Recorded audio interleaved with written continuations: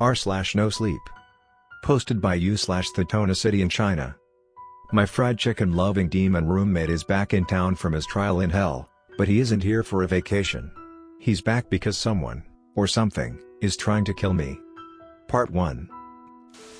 Hi, guys. Finn here. Long time no update. It's been a few months, but I really hadn't had much to update you guys on ever since Hector left for his trial. I haven't heard from him, and to my surprise, I haven't really been hearing from anyone or anything, for that matter, either. It was almost as if all the supernatural things that had been going on around me disappeared along with our time together, and to this day I still wonder if everything that happened was truly real, or if it was all a weird fever dream. With Hector's departure came my newfound independence. With no stalker to threaten my life and no roommate to share the two-bedroom apartment with, I was able to move into a smaller, more affordable studio near my school. Living alone has been pretty great. I've always liked my privacy, and finally being able to live in my own space gave me a clearer peace of mind. It's been quiet, but I can't say that I'm happier because it has been. There were days where I woke up and expected there to be a box fried chicken on the kitchen table, only to be disappointed that there wasn't. It seemed like having Hector as a roommate affected me a lot more than I thought it did. Adjusting back to a life of normalcy wasn't as difficult as I thought it would be, but I would be lying if I said I didn't miss Hector. It just sucked because I had literally no one I could confide in about everything that had happened. Realistically, no one would believe me if I told them my roommate had to move out because he had to go back to hell to go on trial for crimes dictated by a higher order of the universe. To keep my mind off things, I focused a lot more time on school. That master's in CS was calling my name and it was so close to my reach. Recently though, I had a week-long break from classes. I was originally going to use this time to study for midterms, but I got a call from back home about my dad. He had hurt his back while cutting down some trees, and although his life wasn't in any immediate danger, he was placed under house arrest by his doctor and my overprotective mom. My parents live a few states away in a relatively rural area, and they're getting old. My dad shouldn't have been chopping trees in his age in the first place, but he retired early and now sells firewood mostly for fun because he couldn't stand doing nothing at home. Naturally, I was worried when I heard my dad was bedridden, so I bought the 7-hour bus ticket back to my parents' house. But I hadn't had the slightest idea that this would be no ordinary house visit. I rang the doorbell to my parents' cottage house. The bus ended up getting delayed and I arrived a few hours later, but it was still only 10 a.m., and it took around 20 minutes for an Uber to finally show up on the map. The town was as slow and quiet as ever, even the town square was in a silent lull when the bus pulled in, a sharp contrast from the ever-busy city I go to school in. Much of the town was outdated and dusty and was at least a 30-minute drive into a major city, but it was still quaint to me. My parents bought the house in this town when I was still in middle school, to prepare it for their retirement because they were tired of the bustling city life and wanted to spend their retirement days in a quieter area. We lived in the city area until I moved to college, and they finally moved out of my childhood home and into the rural area. I'm so glad you're here, Finn. My mom greeted me with a big hug as I set my bag down on the ground. Have you been eating properly? You look as though you've lost weight. Of course, Mom. I hugged her back. I hadn't seen my parents in months because a blizzard prevented me from getting home for the holidays, so we FaceTimed for a few hours instead as they ate a hearty Christmas meal and I ate a sad microwavable TV dinner. My mom is a very anxious person and she immediately sent a couple of care packages with fresh produce after seeing that. It was nice being back home, even though it was pretty much out in the middle of nowhere. How was the moving process? Have you unpacked completely? Have you been shopping for real groceries instead of those instant foods you eat all the time? Have you kept in touch with what's his name, Hector? Mom began to bombard me with questions that I didn't necessarily want to answer all at once. She was always a huge chatterbox. I held up my hand. Yes, no, and not really. I haven't seen him around. We can talk about this later though, I want to check up on Dad first. He's in the room, right? Right. You know what, I'll go make you two some breakfast, you must be starving from that long bus ride. Mom grabbed my stuff and sauntered off to the kitchen in a bubble of excitement. I went upstairs to my parents' bedroom, where my dad was lying down in bed, reading a book. Hey, Dad. I knocked on the door, and my dad turned his neck towards me. Finn. How are you, kid? I knew I heard you downstairs. Dad bookmarked the novel and tried to get up but was visibly struggling to do so. Don't push yourself, Dad, lie back down. I'm doing great, but I guess you've seen better days? I walked over and eased myself onto the chair by the bed. Yup, Dad said, scratching his beard. I guess Mother Nature's had enough of me cutting her trees down and selling it for profit. Maybe I should settle back into construction. Sorry to break it to you, but you're too old for anyone to hire anymore. My parents married late and had me even later, so they were older than most of my peers' parents were. Besides, Mom will kill you if you go back to the whole not coming home because you're working overtime again phase of your life. You're not wrong about that. We've made enough for Social Security to keep us afloat until I die. Dad chuckled. You really didn't have to come, Finn. I know you're busy moving around and studying and all. He looked apologetic, as if he was cutting into my personal time with his injury. He believed in the importance of an education because he never made it past high school, and though he ended up doing pretty well, he wanted me to have everything he couldn't. Nah, don't worry about it. Mom would have had a fit if I didn't, and I'm on break anyway. I figured I could help around the house a little. Not much to do out here but cut down trees and relax. Dad shrugged. The backyard to our house basically led into the chunk of the bigger forest where my dad went in to do his handiwork. There was no fence separating our backyard and the forest, so lost hikers and stray animals often ended up on our property. I just don't understand how I hurt my back. I've been doing this for a while and I've been fine. I did chop down the tree, but as soon as I did, my back seemed to just give out. I mean, you're getting pretty old. I wouldn't just brush this off if I were you. The tree can wait. He rubbed his back as he continued. Yeah, but the tree's still lying there in the forest. It's still uncut, and I need to cut it up soon for our new neighbors. They wanted to have a bonfire barbecue in their backyard for a welcoming party for the town, and they asked me if I could help them get some firewood. I gave them my word that I would provide some top quality firewood. And you know I don't go back on my word. Well, I can do that for you. I suggested. I always helped you out when you did cut trees on the side. I know how this works. No. Dad's quick and stoic response surprised me. I'd rather you not go by yourself. I'd want to be there, too. Why? I've gone to the forest plenty of times to chop wood with you. I know how to handle this. I don't doubt your skills. It's just that it's unsafe. After hurting my back, I just don't know about going back out there. Some mighty strange things that have happened in that forest, and it still spooks the hell out of me when I go in too deep. I crossed my arms. You mean those tall tales about the haunted forest? You really want me to believe those stories you told me when I was a kid? My dad used to tell me stories about how the forest was haunted and how hikers and pets have gone missing in the area. I was ashamed to admit I believed those stories even as a high schooler, before some kids who lived in the area told me that it was all a myth to keep stoners from going into the forest to smoke or drop acid. Dad shook his head. That's not what I'm talking about. I did tell you those stories when you were younger to scare you from going into the forest, but I had good reason for that. There's even yellow caution tape that no one ever goes beyond because bad things have happened in that forest. People really have gone missing, pets have run off in the general direction and never come back. If it didn't sound crazy, I'd say my back hurting wasn't because of the tree chopping, but maybe something else. I was no stranger to ghosts or things that were supernatural, but I was pretty certain my dad just blew his back overworking himself in his old age. I guess my dad never got the memo that those stories' purposes were to keep teenagers from lighting up in the forest and littering everywhere. Small towns have that effect of making baseless rumors seem like reality. I put my hand on my dad's shoulder reassuringly. Dad, seriously, don't worry. I'll be fine. I'll just avoid the yellow caution tape and I won't go out too far. Dad still looked unsure. Your mother will kill me if she knows I let you go out on your own. Especially to that forest. I huffed. I'm 22 years old. I can handle cutting up a tree for an hour or two by myself. And you can handle Mom. It's going to be okay.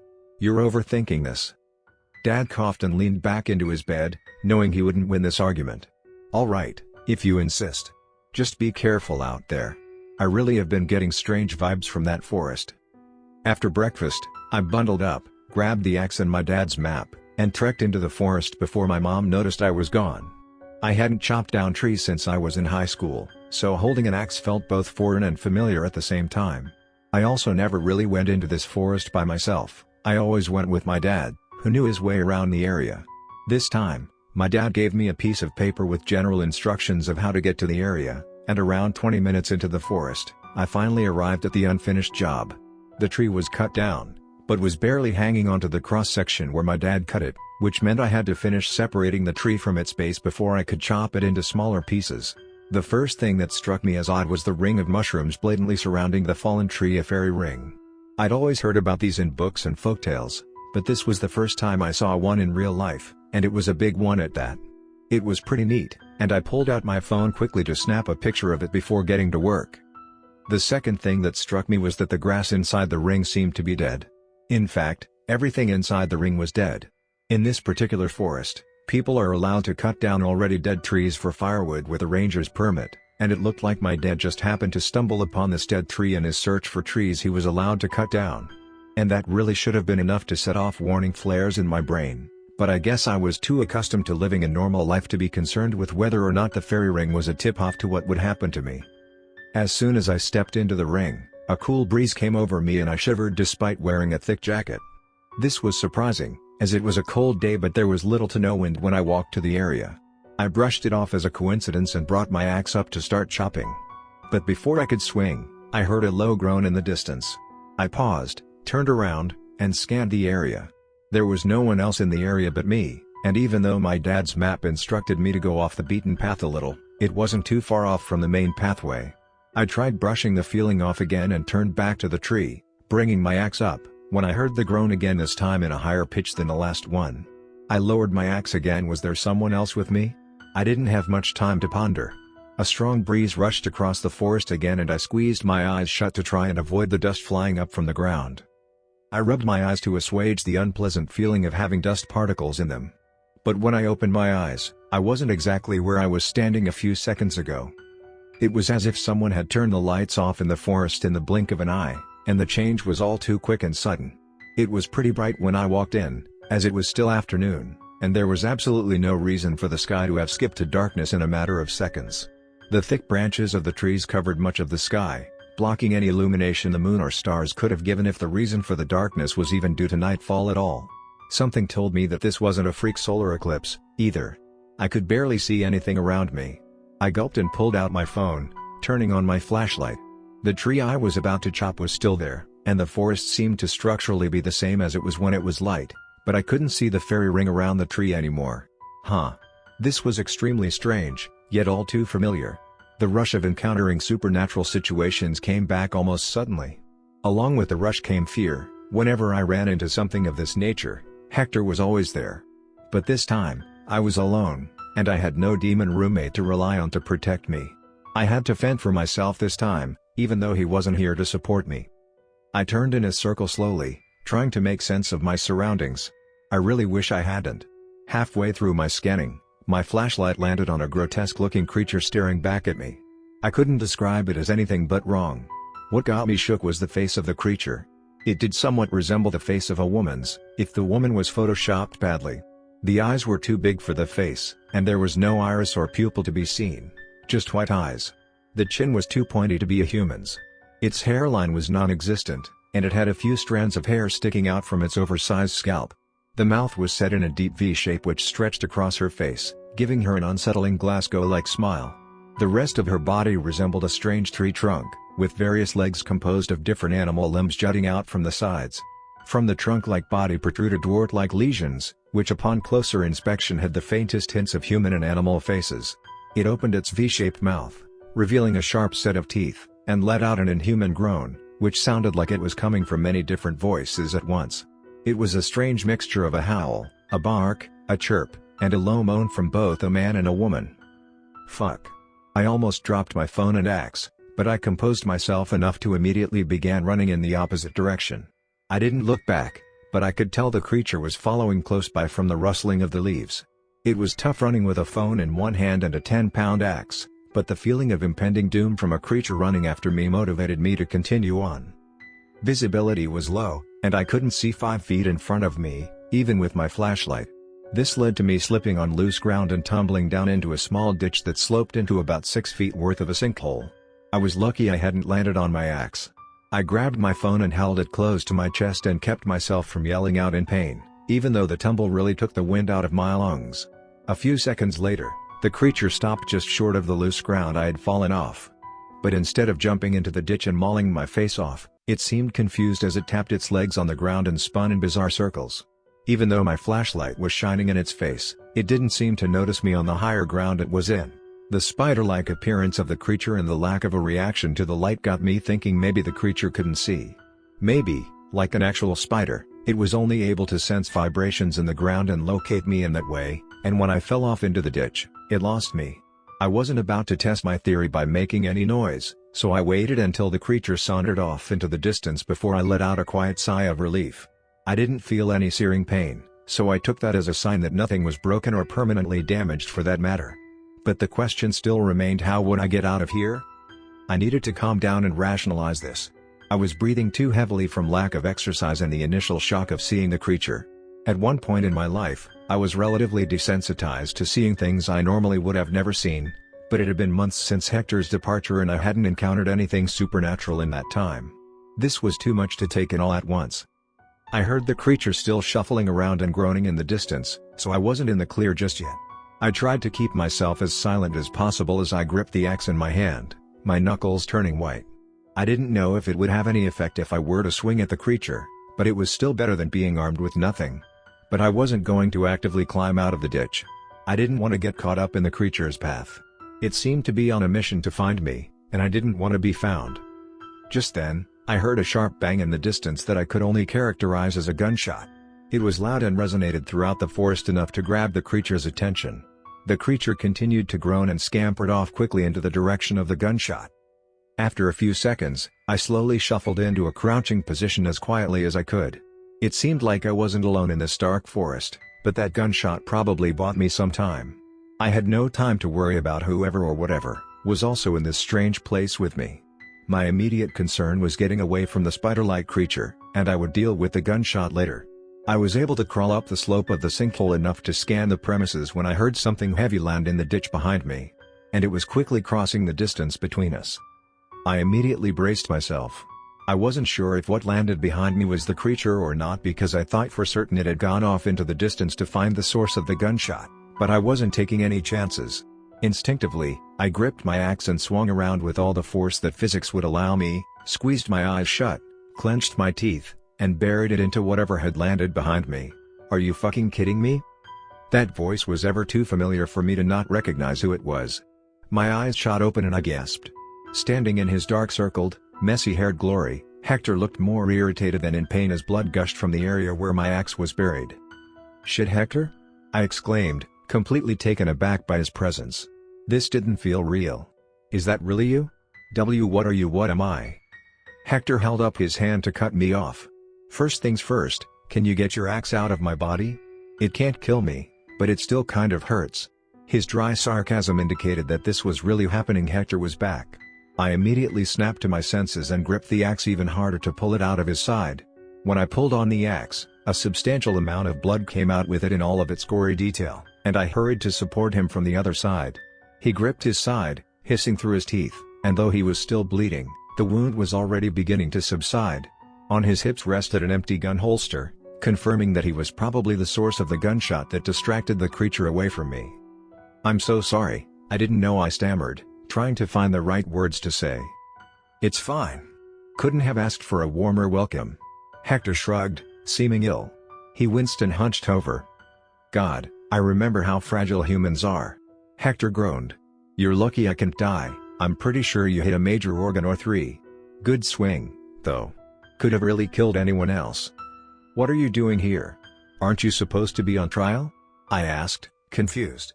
Hector slapped his hand over my mouth and brought a finger to his lips, shushing me and looking annoyed that I was speaking so loudly. I immediately piped down and glanced around to see if the creature was still in the vicinity, but it seemed to still be off in the distance for now, probably searching for the source of the gunshot. "Sorry. It's been a while and I haven't heard anything from you. I have a lot of questions." I backtracked. "Yeah, so the trial went okay. The verdict was a pain in the ass. I'm basically on parole, so I have to do a shitload of community service to make up for my crimes. And that's part of the reason I'm back. But I can tell you more about it after we get out of here." "Okay, cool. I'm seriously so glad you're here. You can just turn into a bigger demon and kill that thing and we can be on our way, right?" Hector shook his head. "Not at all. Why not? We're inside a demon's ring. I don't know why you humans call it a fairy ring, 'cause that makes it seem like it's all cute and angelic. This shit isn't cute. This ring was set up pretty recently by another demon, and these things are only set up when demons are trying to lure people inside. Second of all, once you're in a ring, you're in the demon's domain. Regular rules don't apply here, it's like a different dimension. Basically, I can't transform into my regular state as long as we're inside this ring. Well, shit. Also, I ditched the gun as soon as I shot it to distract the monster, so we don't have that, either. Yeah, you're not exactly assuring me that we'll make it out of this alive. It doesn't mean I don't have a plan. Hector glanced down at his side and patted for good measure. It had stopped bleeding altogether and was now scarring at an alarming rate. What kind of evil genius mastermind would I be if I didn't? We just have to do this quickly. The thing's gonna come back soon. Great, let's hear it. I want to get out of here. He grinned. You're definitely not gonna like this plan of mine. He was right. I didn't like this plan of his. Alright, on the count of 3, make as much noise as you can. Hector called. But I didn't need to make any noise, his loud volume already alerted the creature and it was already heading straight for me, its groaning alerting its position. With how fast it was moving, I was surprised I managed to outrun it in the first place. Never mind, looks like you don't need to. He yelled. I could tell he was slightly amused by the position he put me in. The plan was simple yet deadly. I was to leave the axe with Hector, climb out of the ditch, stand near the edge of the ditch, act as bait, and move out of the way just in time as the creature barreled towards me. He explained that the sound-sensitive creature, like I anticipated, couldn't see, and thus would only be able to sense the vibrations on its level ground. That was why it was thrown off when I slid into the ditch. It was because the ditch dipped below the ground, and the creature could only really feel vibrations on the same level of ground it was on. The creature was also only able to move in one direction at a time due to its body structure, and due to its speed it wouldn't be able to skid to a stop in the last minute. When I moved out of the way, it would be trapped into flying into the ditch, where Hector would axe it altogether given that he had enough strength and accuracy to land a clean hit to immobilize the creature. There was a chance I could mess up the timing and get killed in the process, and there was a chance Hector could miss and complicate things further, but it was the only option we had as of then. Yeah, no shit. I called back, still pretty much petrified in fear. As Hector instructed, I stomped my foot on the ground repeatedly to create more vibrations for the creature to feel and move towards. You'll be fine. Just do what I told you to do. Easy for Hector to say, he wasn't the one being charged at. The creature was closing in on me, and I had to act fast for this to work. Despite being petrified, I knew logically that this was probably the only way we would make it out of this bizarre place alive. Channeling every speck of courage I had in my body, I waited until the creature was 3 feet in front of me before leaping dramatically to the side. The creature did not anticipate my sudden movement and fell straight into the ditch, where Hector swung the axe in an upwards motion as the creature descended. He landed a clean shot between the neck and the trunk body of the creature. I don't know what sort of force Hector put into it, but the creature was effectively decapitated in one fell swoop. It let out a high-pitched wail, before Hector shoved it aside and jumped up to ground level. I tried to lean over to see whether or not the creature was truly immobilized, but Hector grabbed my arm and yanked me to my feet. No time to admire my amazing accuracy, we have to get out of here now. We began running into the darkness. I didn't know what he was headed towards, but I trusted him to lead us to the exit. And lead us, he did in the span of a few minutes. We made it back to where the tree was, and this time the fairy ring was present again. As soon as we stepped into the ring, I blinked and suddenly, everything was back to normal.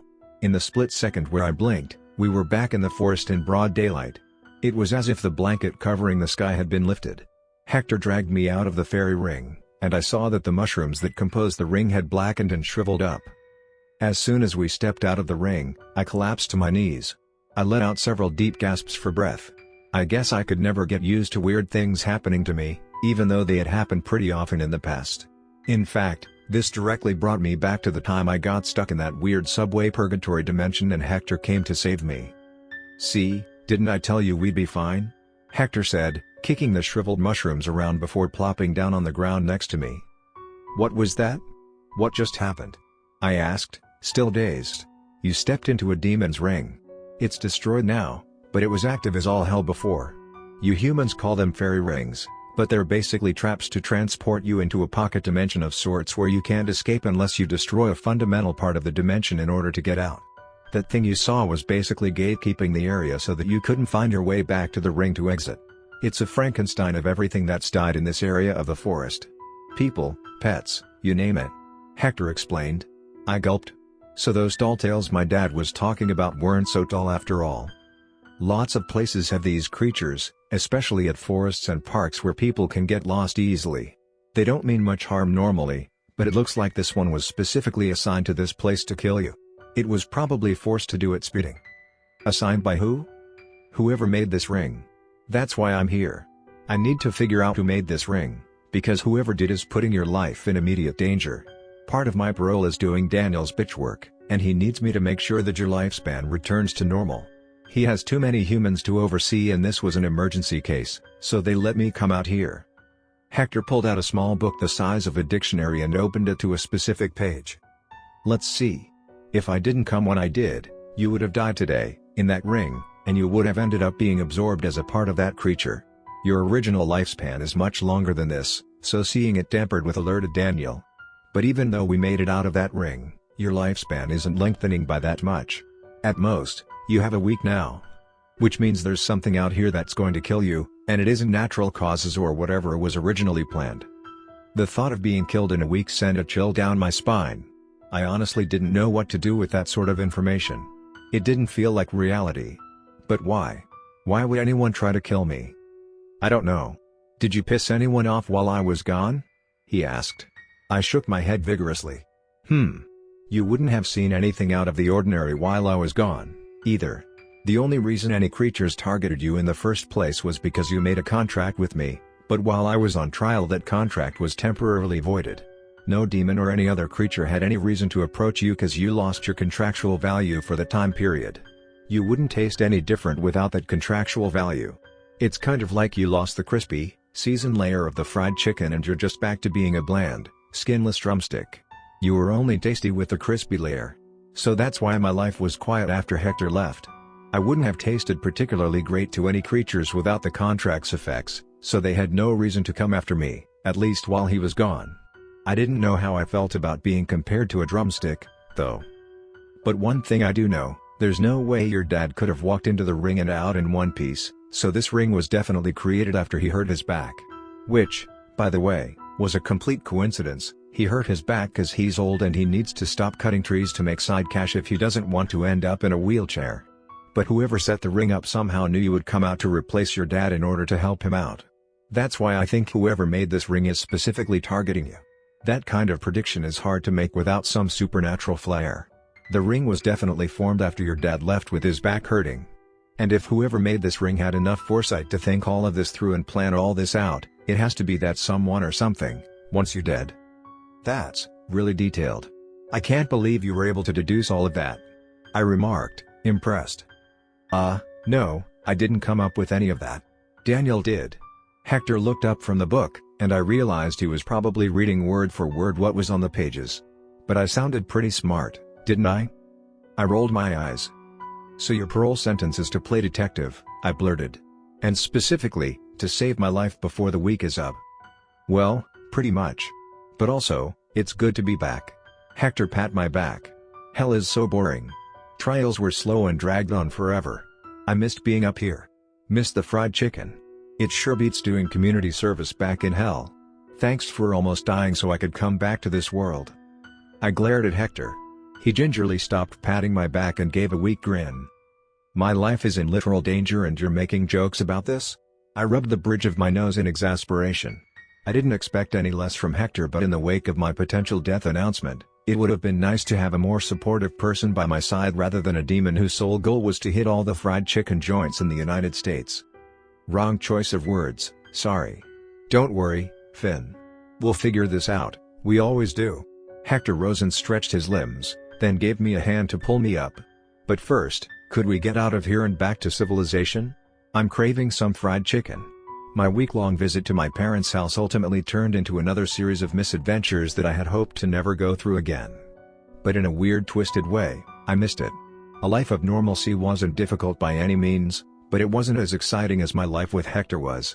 I just wished it was under different circumstances. Knowing you were slated to die in a week doesn't give you the most peaceful of a mindset, but there was nothing I could do about it but work on not getting killed by the end of the week. It probably didn't sink in yet that I had a week to live. But that sort of news really doesn't feel real until it gets closer to becoming reality. Besides the sense of impending death, I was physically and mentally sound, and I would do whatever it took to get my time back. I could only hope that Hector could help figure out whatever was trying to kill me, and find out quickly before my expiration date neared. And I could only hope that Hector would stick around even though the small town had no fried chicken joints.